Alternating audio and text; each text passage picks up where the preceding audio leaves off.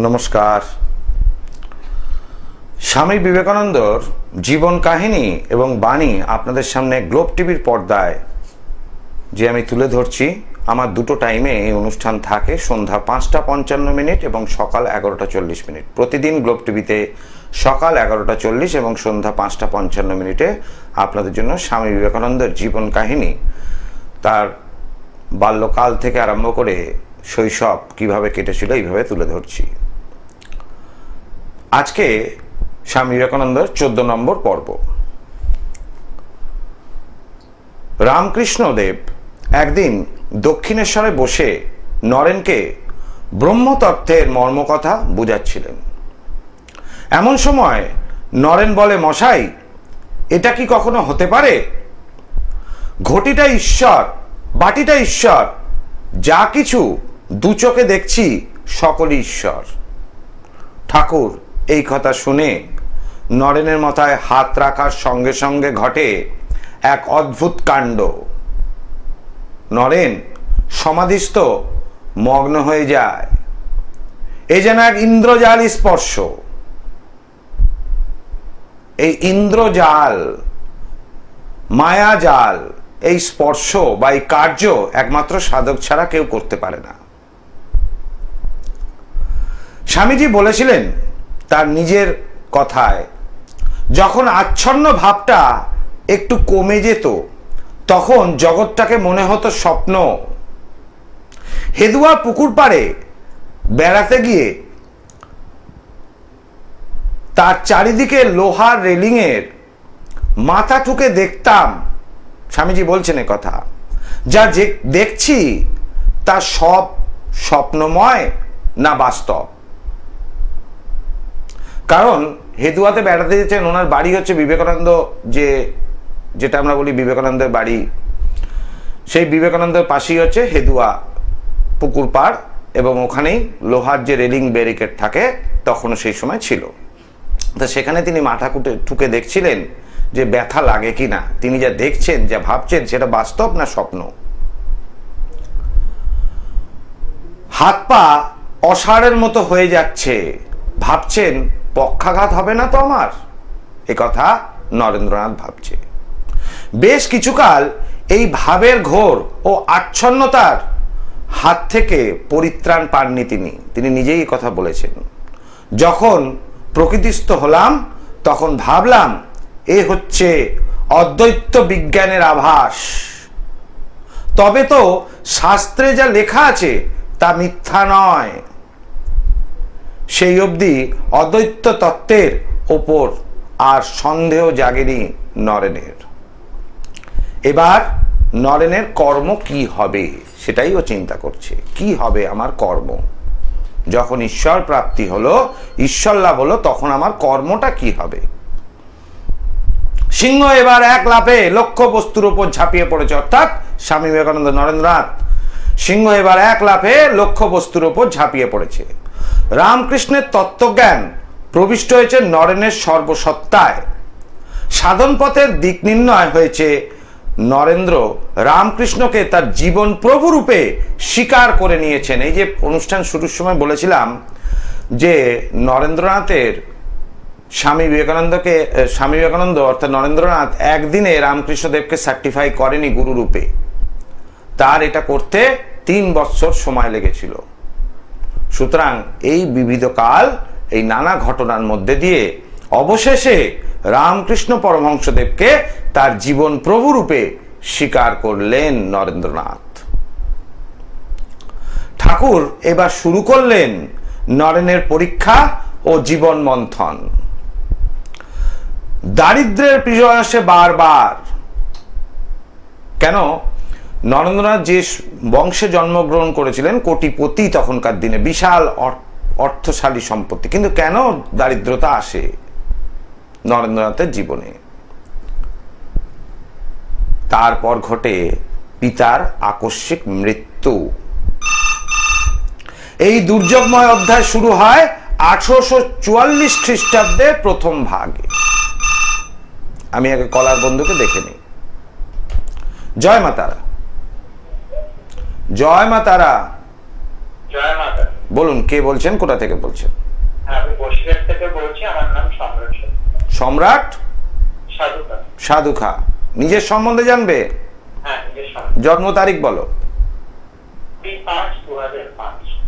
20/5/2005। Time? দুপুর 2:40।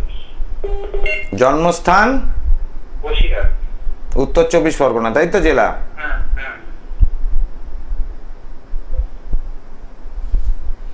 শুক্রবার জন্মবার? হ্যাঁ।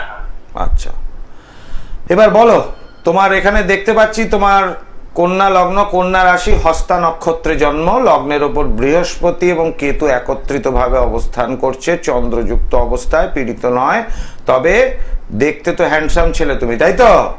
হ্যাঁ। এবার প্রশ্ন করো, কি প্রশ্ন তোমার, কি জন্য ফোন করলে জ্যোতিষীকে? যে আমি অ্যাস্ট্রোলজি নিয়ে যদি এগোই, এটা পারবো করতে? অ্যাস্ট্রোলজি মানে জ্যোতিষ চর্চা করতে চাইছো, তাই তো? আচ্ছা, জ্যোতিষ চর্চা করতে গেলে একদম ঠিক আছে, কোনো অসুবিধা নেই, তুমি এগোতে পারো। কিন্তু যদি মনে করো অর্থ উপার্জনের জন্য জ্যোতিষ চর্চা করবে, ঠিক আছে, তাহলে কিন্তু এই জায়গাটা প্রচুর ধাক্কা খেতে হবে তোমাকে। কারণ বর্তমানে রাহুর দশা এবং তোমার জন্মলগ্ন অনুযায়ী রাহু হয়েছে সপ্তম ভাবে, তোমাকে সেই দিকে প্রফেশনের দিকে এগোতে সাহায্য করবে ঠিকই, কিন্তু প্রকৃত জ্ঞান অর্জন না হলে সেই জায়গাটা আসতে পারবে না। এবং 2023 সাল থেকে কি তুমি এই কাজের সঙ্গে কি যুক্ত হয়েছো, পড়াশোনা শুরু করেছো? 2023 থেকেই তো? 2023। আচ্ছা বাবা, তুমি বসিরহাট থেকে বলছো আর আমি কলকাতা স্টুডিওতে, তুমি কি আমার শেখানো কলার? আমি কলকাতা স্টুডিওতে বসে আছি, আমি কি তোমাকে শিখিয়ে দিয়েছি এই কথাগুলো বলতে, যে 2023 সালে তুমি জ্যোতিষ চর্চা শুরু করেছো?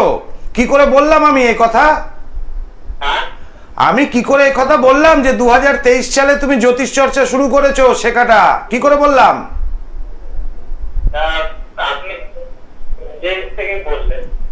নিজের থেকে বলিনি, এটা হচ্ছে, ভালো করে শুনে রাখো, জ্যোতিষ চর্চা অধ্যয়ন করতে গেলে সাধনার প্রয়োজন।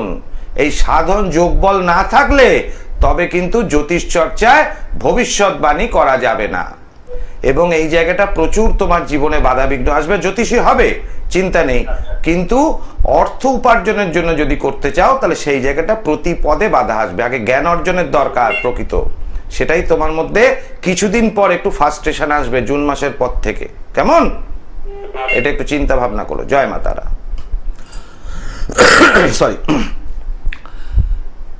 একটা ফোন পেলাম অনেকদিন বাদে, সেই স্টুডেন্ট যে জ্যোতিষী নিয়ে পড়াশুনো করতে চাইছে তার হবে কি না এটা বলতে ভালো লাগলো, কিন্তু সে যে 2023 সাল থেকে জ্যোতিষ চর্চায় রত হয়েছে এটা বলা সম্ভব তখনই যখন আধ্যাত্মিক চেতনা জ্যোতিষের সঙ্গে মেল বন্ধন হবে। জ্যোতিষ মানে জ্যোতির ঊর্ধ্বে, জ্যোতিষকে যদি ব্যবসায়ী রূপে ব্যবহার করা হয় তাহলে ফোরকাস্টিং অর্থাৎ ভবিষ্যৎবাণী কিছু হবে না।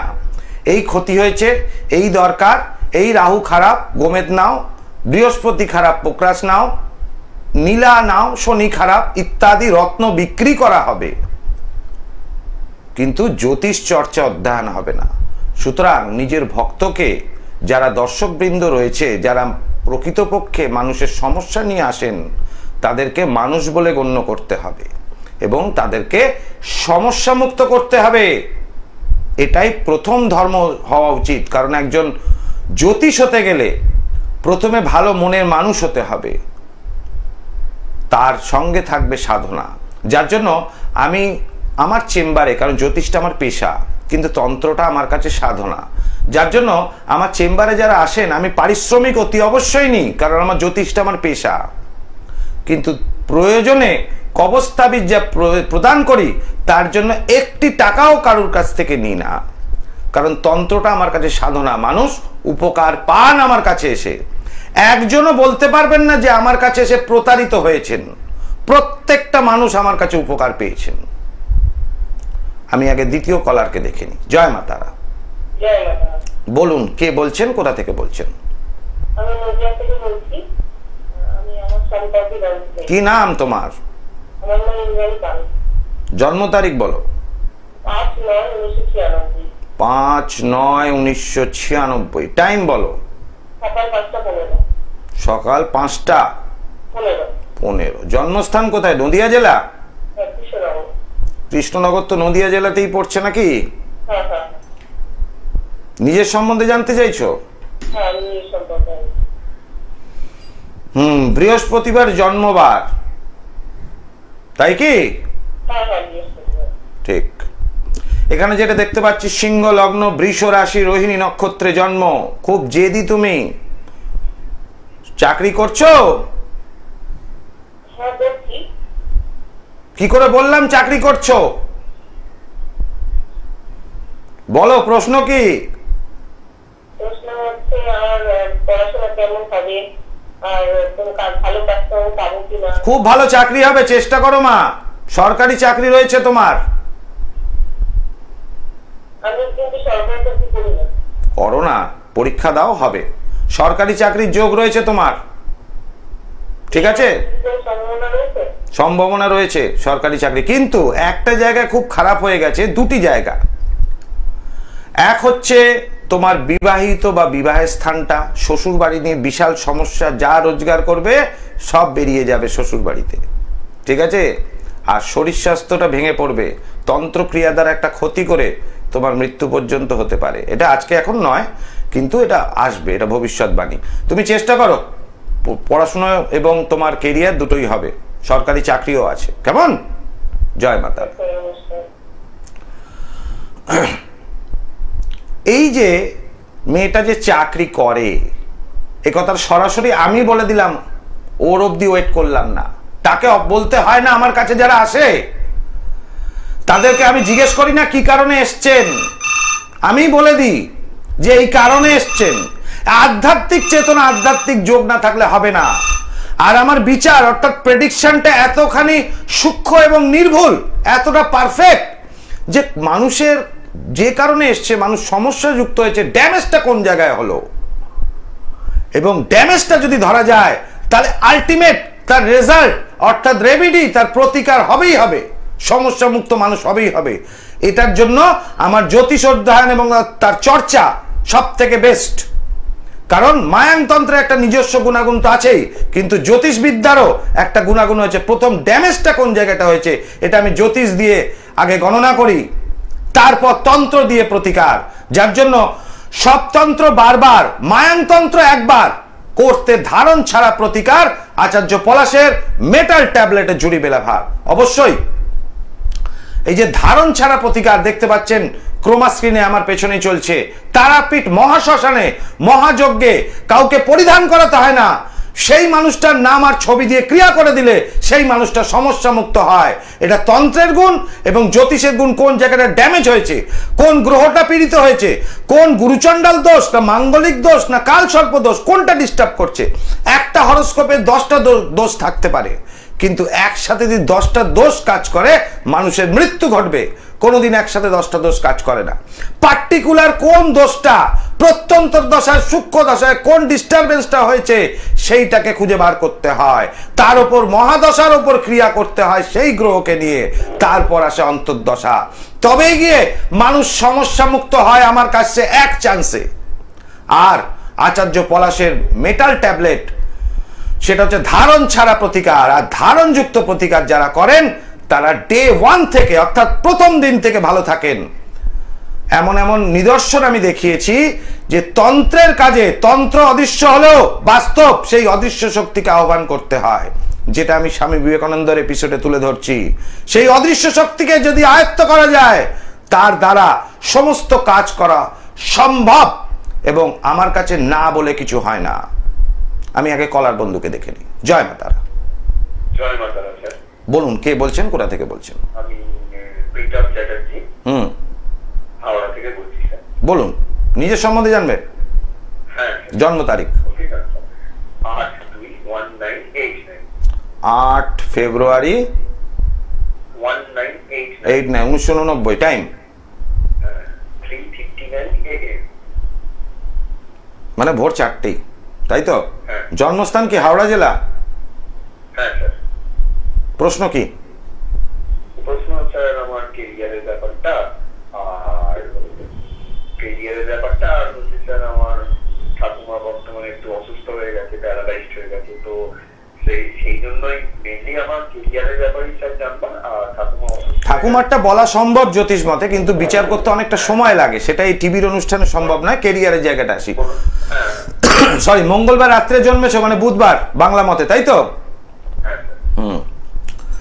এইবার আসি, তোমার এখানে লগ্ন হচ্ছে ধনু লগ্ন, কুম্ভ রাশি, শতবিশা নক্ষত্রে জন্ম, রাহু অবস্থান করছে চন্দ্রের সঙ্গে, সুতরাং মনটা খুব চঞ্চল হয়ে ওঠে।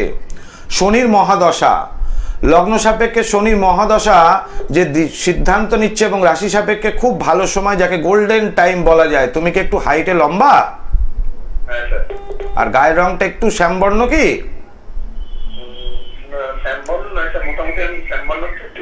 একটু বেটার, হাইটটা লম্বা। তাহলে দেখেছো জ্যোতিষ মতে গণনা একটা মানুষের মানে দেহ গঠনও বলা সম্ভব, তাই না? তুমি তো হাওড়া থেকে বলছো, আমি তো তোমাকে দেখতে পাচ্ছি না, তুমি আমাকে টিভিতে দেখছো, তাই তো?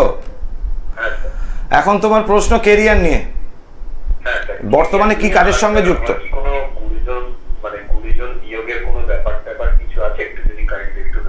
দেখো, গুরুজন বিয়োগ এইমাত্র বললাম, তুমি ঠাকুমার যে সমস্যাটা বললে সেটা করতে অনেকটা সময় লাগে বাবা। টিভির অনুষ্ঠানে ওই টাইমটা বিচার করার একটু অসুবিধা আছে, কারণ টাইমটা খুব শর্ট থাকে তো। এইবার বলছি, তুমি কি কাজের সঙ্গে যুক্ত আছো? কাজের সঙ্গে যুক্ত আছে, কর্ম নিয়ে সমস্যা রয়েছে, সেই জায়গা স্যাটিসফাই নাও?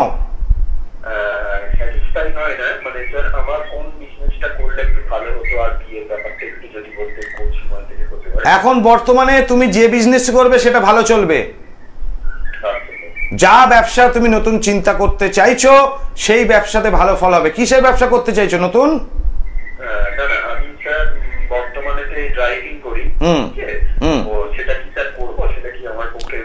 খুব ভালো, অসুবিধা নেই, খুব ভালো করতে পারো। কেমন? জয় মাতা। বলো আর কি? বিয়ের যোগ চলছে বাবা, এখন বিয়ের যোগ চলছে, তুমি দেখাশোনা শুরু করো, খুব ভালো যোগ বিয়ের। তুমি দেখতে শুরু করতে চাও, বিয়ের যোগ চলছে, এটা নিয়ে কোনো সমস্যা নেই, আগামী বহুদিন ধরে চলবে বিয়ের যোগ। সেগুলো পরের কথা, তোমাকে দুটো প্রশ্ন ছিল সেটা হয়ে গেল। 7.5 চলুক বা না চলুক, তোমার কি সমস্যা হলে তখন তো জিজ্ঞেস করবে কি জন্য কি। তোমার তো 7.5 বলার দরকার নেই, ভুলভাল জ্যোতিষীকে দিয়ে কোনো কাজ হয় না বাবা। তুমি শুধু ঘুরবে চরকি পাকের মতো, ওই কম টাকার জিনিস নিতে গেলে না এই সমস্যা হয়, চরকি পাকের মতো ঘুরবে। 7.5 তোমার সমস্যা করলে তখন 7.5 প্রতিকার। 7.5 মানুষের জীবনে আসতে পারে, কিন্তু 7.5 সে সবসময় প্রতিকারের প্রয়োজন আছে তা নয়। কেমন? ড্রাইভিংটা খুব ভালো হবে, বিয়ের যোগ ভালো আছে, ভালো সময় আছে, গোল্ডেন টাইম। এখন সবসময় বিয়ের যোগ দেখাশোনা করতে পারো, কোনো প্রতিকারের দরকার নেই। জয় মাতারা।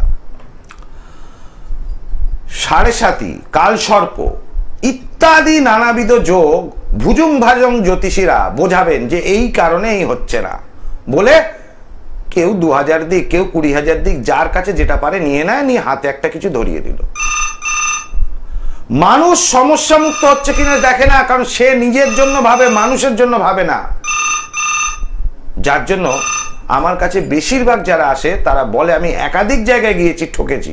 এমনকি এমন এমন নাম বলে যাদের টিভিতে বিজ্ঞাপন, কাগজে বিজ্ঞাপন বিশাল বড় বড়, বলে এত টাকা নিয়েছে কোনো কাজে করে। তাদের যে বিজ্ঞাপন বড়, তাদের কাছে মানুষ আগে যায়, এটা বাস্তব। কিন্তু আমার রেকর্ডে আজ পর্যন্ত কোনো ব্যাড ট্র্যাক রেকর্ড নেই, কারণ মানুষকে প্রথমে আমি সমস্যা মুক্ত করি, তারপরই টাকা পয়সা যা নেওয়ার নেই, তার আগে নয়। আমি কলার বন্ধুকে দেখে নি কে আছে। জয় মাতারা। বলুন কে বলছেন, কোথা থেকে বলছেন? কাঁচরাপাড়া থেকে বলছি আমি। কাঁচরাপাড়া থেকে। কি নাম মা তোমার? শিলা কুণ্ডু।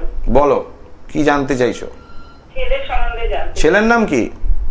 অনিকেত কুণ্ডু। আচ্ছা, জন্ম তারিখ বলো। 22/8/2010।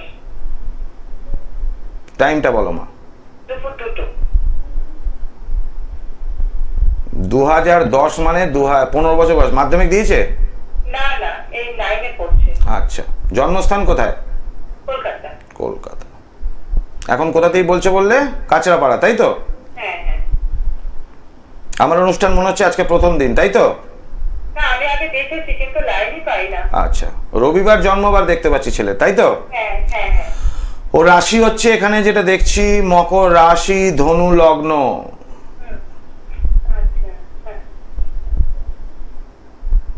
ছেলের তো ডিস্টারবেন্স চলছে মা, খুব চঞ্চল ছেলে। পড়াশোনা করছে? একদম না, একদম না, ওটা নিয়েই তো প্রশ্ন। ওটা নিয়ে প্রশ্ন তো, এবং প্রশ্নটা চিন্তার বিষয়। এ কিন্তু পড়াশোনা কেরিয়ারিস্টিক জীবন নেই। ছেলের কি কোনো সময় কিছু অ্যাক্সিডেন্ট হয়েছিল? অ্যাক্সিডেন্ট বলতে সাইকেল নিয়ে তো প্রায় পড়ে যাচ্ছে। ওর কিন্তু ফাড়া আছে মা, এটা নিয়ে একটু চিন্তা বিষয়। কারণ বর্তমান সময় কিন্তু আমি একদম স্পিন পয়েন্ট বলে দিচ্ছি যে ছেলের কিন্তু এই যে টাইমটা চলছে, এই টাইমটা অলরেডি খারাপ টাইমটা চলছে ওর। 2023 সাল থেকে কিন্তু ওর খারাপ টাইম শুরু হয়েছে, পড়া থেকে আরম্ভ করে সবকিছুই চলবে। এবং বর্তমানে নিচস্থ কেতুর অবস্থান, সুতরাং এই জায়গাটা ভালো ফল দেবে না। চতুর্থ ভাব পীড়িত, চতুর্থপতি পঞ্চমপতিও কিন্তু ডিস্টারবেন্স, সেখানে অবস্থান করছে নিচস্থ শুক্র। ছেলে কিন্তু একটু খারাপ পথেই চলে যাবে বয়স বাড়ার সঙ্গে সঙ্গে, কেমন? এবং শরীর স্বাস্থ্য ভালো থাকবে না, কেরিয়ার তৈরি হবে না খুব একটা ভালো, আর পড়াশোনা খুব একটা ভালো হবে না। এটা প্রতিকার দরকার কিন্তু ছেলের। জয় মা তারা। সরি, আমি মানুষকে যেটা প্রয়োজন সেটাই বলি। যার প্রতিকারের দরকার আছে তাকে বললাম প্রতিকারের দরকার, নইলে এই ছেলেটা গোল্লায় চলে যাবে, তখন মা বাবার একটা বিশাল সমস্যা হবে। আর যার দরকার নেই, যে তার আগের কলার বললো, আমি বললাম বিয়ের জন্য কোনো প্রতিকারের দরকার নেই, বিয়ে এমনিতেই হবে। আমি কলার বন্ধুকে দেখি। জয় মা তারা। হ্যাঁ, জয় মা তারা, আপনাকে প্রণাম জানাচ্ছি। ভালো থাকুন। আমি মধ্যমগ্রাম থেকে অধীর চৌধুরী বলছি। অধীর চৌধুরী মধ্যমগ্রাম থেকে, আচ্ছা। হ্যাঁ, নিজের সম্বন্ধে জানবে? আমি জন্ম তারিখ? 30/4/1987। 1987। টাইম? রাত 1:25, ওটা বুধবার রাত, বৃহস্পতিবার রাত। আচ্ছা। জন্মস্থান কি? মধ্যমগ্রাম, কলকাতা। কলকাতা। কতক্ষণ টাইম আছে? আর বেশি সময় নেই, প্রশ্ন করো ঝটপট বাবা। হ্যাঁ, আমার একটু কর্ম নিয়ে প্রশ্ন। কাজকর্মটা খুব ডিস্টার্বেন্স চলছে, তো একটু কিরকম কি ভালো কাজ। তুমি তো খুব জেদি, কাজ করছি না। খুব জেদ তো তোমার, জেদ না? প্রচন্ড জেদি তুমি। একটু জেদ হলে তো কাজকর্মের জায়গাটা ডিস্টার্ব থাকবে, সব জায়গা থেকে বেরোতে হয়। কি ব্যবসা করো না চাকরি? দেখো, চাকরির জায়গাটা কিন্তু বাবা একটুখানি মালিকের সাথে অ্যাডজাস্ট করেই থাকতে হবে, যেটা নিয়ে তোমার প্রথম প্রবলেম হচ্ছে কি? আমি কিন্তু বেঠিক কিছু বলি না, আমার একটা ছক দেখতে 1 মিনিটেরও সময় কম লাগে। কোথায় ডিস্টারবেন্স আমি ধরে নিই। এইটাকে একটু গ্রহগত প্রতিকারের দরকার আছে বাবা। যদি কর্মস্থানে একটা অফিস বলছি না, তুমি একাধিক অফিসে যাবে, একই সমস্যা হবে তোমার। এই জায়গাটা একটু গ্রহগত ডিস্টার্ব না করলে, ঠিক না করলে তোমার চাকরি জীবন ভালো নয়। আর চাকরির থেকে ব্যবসাটা বেশি ভালো হবে, বেশি ভালো হবে চাকরির থেকে। কিন্তু ব্যবসা করার আগে অবশ্যই গ্রহগত প্রতিকারের দরকার আছে, কারণ ব্যবসায় ইনভেস্টমেন্ট থাকে, সেটা লস হয়ে গেলে বিশাল টাকা লস। ভালো করে বোঝো, তুমি ছোট ব্যবসায় যদি করতে চাও 20, 25, 30, 50 হাজার টাকা লেগেই যায়, লাগে তো। সেই টাকাটা নষ্ট হয়ে গেলে পুরোটাই গেল। কিন্তু চাকরির থেকে ব্যবসায়ী হিসাবে জীবনে সফলতা আছে, কিন্তু গ্রহগত প্রতিকারের প্রয়োজন 100%, সেটা চাকরি করলেও ব্যবসা করলেও। ওই জন্য প্রতিকারটা করে নিতে হবে বাবা, কেমন? এটা তাহলে জীবনটা ভালো থাকবে। জয় মা তারা। এইবার আসি প্রতিকার। এই যে প্রতিকারের ক্রিয়া হয়, তারাপীঠ মহাশ্মশানে যে মায়াংতন্ত্রের মহাযজ্ঞ হয়, সবাই কিন্তু তারাপীঠ যেতে পারেন না। কিন্তু এই যজ্ঞের ব্যবস্থা আমার নিজস্ব গৃহমন্দির বাসগৃহ, উত্তর কলকাতার শ্যামবাজার আরজিকর হসপিটাল, কলকাতা স্টেশনের সামনে আমার নিজস্ব বাড়ি, অর্থাৎ ঈশ্বরের বাড়ি, মা তারার বাড়ি।